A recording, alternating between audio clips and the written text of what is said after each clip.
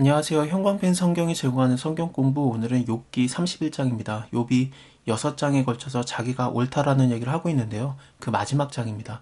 이후로는 엘리후가 나타나서 얘기를 하고요. 그리고 하나님께서 등장하실 겁니다. 내가 내 눈과 언약을 세웠나니 어찌 처녀에게 주목하랴. 처녀를 쳐다보는 것 자체도 안 하겠다라고 스스로 언약을 했던 거예요. 왜냐하면 그것도 불의한 것이라고 생각을 했고 행악하는 거라고 생각을 했기 때문에 욥은 눈으로도 내가 범죄하지 않았다. 나는 처녀도 안 쳐다봤다. 내가 쳐다봤다면은 위에 계신 하나님이 내리시는 분깃이 무엇이겠느냐. 높은 곳에서 전능자의 주시는 산업이 무엇이겠느냐.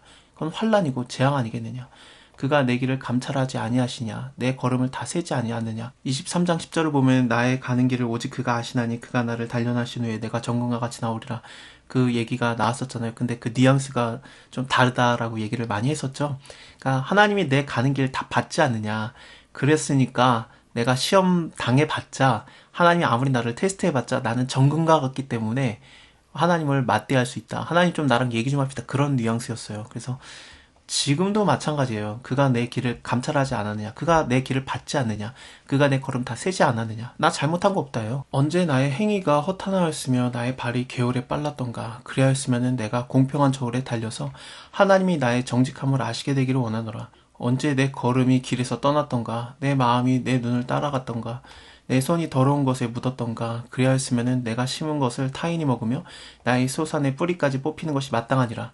언제 내가 그랬냐, 언제 내가 그랬냐, 내가 언제 그랬냐 그러면서 자기는 잘못한 게 없다라고 계속 말을 이어가고 있는 겁니다. 내가 언제 그랬냐, 내가 언제 그랬느냐, 내가 언제 그랬느냐. 끝까지 나오죠. 39절에도 내가 언제 막 이렇게 나오잖아요. 그래서 나는 잘못한 거 없다. 그겁니다. 지금 욥이 잘했다라는 것을 부정하거나 그게 뭐 안 좋다 그런 얘기가 아니라 이렇게 해야 돼요. 근데 이 한 행동 자체가 자기의 의로움이 되어서 내가 하나님보다 의롭다. 나는 이렇게 잘했는데 왜 하나님 날 치시는가? 하나님이 나보다 의롭지 못하다로 결론이 나는 거거든요. 그래서 다음 장에서 엘리후가 열받아가지고 네가 뭔데 하면서 시작이 돼요. 어쨌든 언제 내 마음이 여인에게 유혹되어 이웃의 못을 엿보아 기다렸던가. 그랬으면은 내 처가 타인의 매를 돌리며, 이 매를 돌린다라는 게 다른 집에서 그 식물 같은 거를 이렇게 가하는 거, 그러니까 맷돌질을 하다 그런 거라고 보면 될 것 같습니다. 그래서 다른 집에 가서 내 아내가 일하고 있는 게 마땅하고 타인이 더불어서 동침하는 것이 마땅하다. 나는 다른 여인에게 유혹되어서 이웃의 문을 엿본 적이 없다. 내가 내 눈과 언약을 세웠나니 어찌 처녀에게 주목하랴. 이것과 좀 비슷하죠. 그래서 이렇게 한 적이 없다. 이는 중죄다. 재판장에게 벌받을 악이고 멸망하도록 사르는 불이라. 나의 모든 소산을 뿌리까지 없이 할 것이니라. 남종이나 여종이 나로 더불어 쟁론할 때 내가 언제 그의 사정을 멸시하는가. 그리하였으면 하나님이 일어나실 때 내가 어떻게 하겠느냐. 하나님이 국문하실 때에는 내가 무엇이라고 대답하겠느냐. 갑질한 적이 없다요. 그러니까 주인이니까 마음대로 할 수 있지만 또 굉장히 옛날이잖아요. 고대근동. 그 시기적으로 따지면 우리나라는 고조선 때입니다. 그때 나는 남종과 여종에게도 함부로 한 적이 없다. 내가 그들을 멸시한 적이 없다. 내가 만약에 그렇게 갑질했으면은 하나님께서 나를 국문할 때 하나님이 만약에 갑질이라고 해야 되나?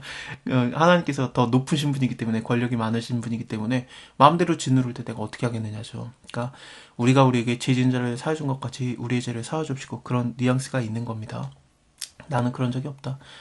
나를 태 속에서 만드신 자가 그도 만들지 않았느냐. 나도 하나님 만드셨고 남종과 여종도 하나님 만들었기 때문에 우리를 뱃속에서 지신 자가 다 하나가 아니시냐. 그래서 나는 그를 동일하게 봤다라는 거예요. 평등하게 봤다. 참 그 대단한 생각을 갖고 있는 자입니다. 이 옛날에 어떻게 그런 생각을 했는지. 내가 언제 가난한 자의 소원을 막았던가. 과부의 눈으로 실망하게 하였던가. 나만 홀로 식물을 먹고 고아에게 먹이지 아니했던가. 실상은 내가 젊을 때부터 고아를 기르기를 그의 아버지처럼 하였으며 내가 모태에서 나온 후로 과부로 인도하였느니라. 고대 근동에서는 그 여자들이 일을 하는 것이 금지가 돼 있었습니다. 하나님의 법이 아니라 그 당시에 그 지역의 문화가 그랬습니다. 그래서 이제 아무것도 먹을 수가 없으니까 다른 사람들이 도와주지 않으면 굶어 죽거든요. 과부들은요. 근데 도와줬다는 거예요. 내가 언제 사람이 옷 없이 죽는 것이나 아니면 빈궁한 자가 덮을 것이 없는 것을 보고 나의 양털로 그의 몸을 더욱게 입혀서 그로 나를 위해서 복을 빌게 하지 아니하였던가. 욥은 헐벗은 자를 보면 언제나 도와줬던 거예요. 예수님께서도 그러시죠. 양과 염소의 비유를 얘기하시면서 너는 내가 헐벗었을 때 나에게 입을 것을 주지 않았다. 내가 목마를 때 마실 것을 주지 않았다. 내가 배고플 때 먹을 것을 주지 않았다. 그 말을 그 염소의 부류에 속하는 자들에게 말하지 않습니까? 예수님께서 양의 부류에 속하는 자들에게는 내가 헐벗었을 때 네가 나에게 입을 것을 주었고 내가 배고플 때 먹을 걸 줬고 내가 목마를 때 마실 것을 주었느니라. 우리가 언제 주님께 그런 적이 있습니까? 작은 자에게 한 것, 소자에게 한 것이 곧 나에게 한 것이다 라고 말씀하시거든요. 그래서 이런 것들은 하나님 원하시는 거예요. 나를 도와주는 자가 성문에 있음을 보고 내가 손을 들어서 고아를 쳤던가. 그리하였으면 내 어깨 뼈에서 떨어지고 내 팔의 뼈가 부러짐이 마땅하다. 나는 하나님의 재앙을 심히 두려워하고 그 위험을 인해서 아무것도 할 수 없느니라. 이거는 아마도 욥이 지금까지 잘해왔던 행동들이, 그러니까 하나님이 원하시는 행동들을 했는데 고아와 과부나 헐벗은 자들을 도와줬던 거라든지, 물론 이런 것들은 굉장히 하나님이 원하시는 거긴 한데, 근데 하나님 사랑, 이웃 사랑의 마음으로 한 게 아니라 하나님이 주시는 마음으로 기뻐하면서 했던 게 아니라 하나님한테 벌 받는 것이 두려워서 무서워서 했다라고 보는 게 더 맞는 것 같아요. 그래서 나는 하나님께 재앙을 안 받으려고 이런 일을 했다. 그게 동기가 되는 것 같습니다. 내가 언제 금으로 내 소망을 삼고 정금도로 너는 내 의뢰하는 바라라고 했던가? 언제 재물의 풍부함과 손으로 얻은 것이 많음을 보고 기뻐했던가? 언제 태양의 빛남과 달의 명랑하게 운행되는 것을 보고 내 마음이 가만히 유혹돼서 손에 입맞췄던가? 이것은 태양신, 달신을 섬기는, 그러니까 우상숭배하는 것을 내가 한 적이 없다라는 것으로 표현을 하는 것 같습니다. 이 역시 재판장에게 벌받을 죄악이니 내가 그리하였으면 위에 계신 하나님을 배반하는 것이다. 내가 언제 나를 미워하는 자의 멸망을 기뻐하였으며 그의 재앙을 만남을 인해서 기운을 뽐내었던가. 실상은 내가 그의 죽기를 구하는 말로 저주하여 내 입으로 범죄케 아니하였느니라. 나는 그가 죽으라고 이렇게 저주를 했던 적도 없다. 말로 그렇게 범죄한 적 없다. 내 장막 사람의 말이 주인의 고기에 배부르지 아니하는 자가 어디 있느냐 하지 아니하였는가. 나그네로 거리에서 자게 하지 아니하고 내가 행인에게 내 문을 열어주었었노라. 나그네를 대접하는 것이라든지 아니면은 장막의 안에 있는 사람들에게, 그러니까 일하는 사람들에게도 다 고기를 먹였었다라는 얘기를 하는 겁니다. 내가 언제 큰 무리를 두려워해서 족속의 멸시를 무서워함으로 잠잠하고 문에 나가지 아니하여서 타인처럼 내 죄악을 품에 숨겨 허물을 가리었던가.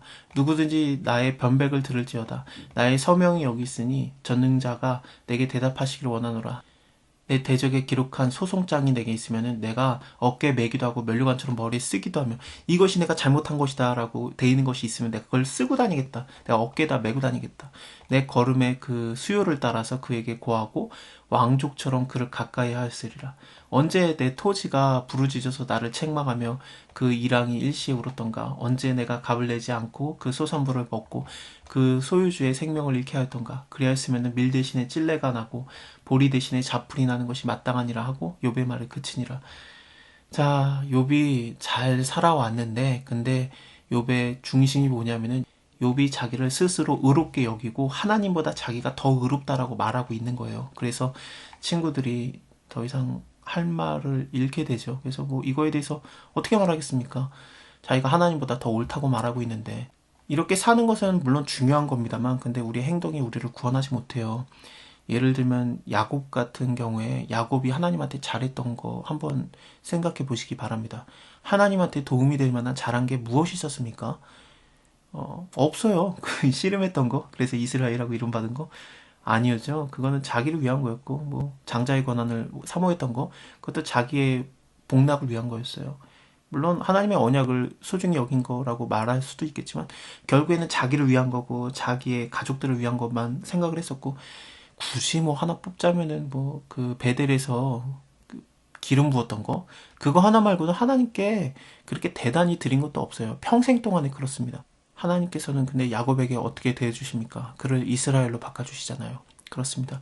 우리의 행동이 우리를 의롭게 만들거나 우리를 높게 만드는 게 아니라 하나님께서 그냥 하시는 거예요. 이런 행동 잘했다고 하나님께 당연한 대접을 받아야 된다는 게 아니라 하나님이 높이고자 하면 높아지는 거고 하나님이 낮추시고자 하면 낮춰지는 겁니다. 그게 하나님의 주권입니다. 네, 우리를 하나님께서 낮추기만을 원하시는가? 아니에요.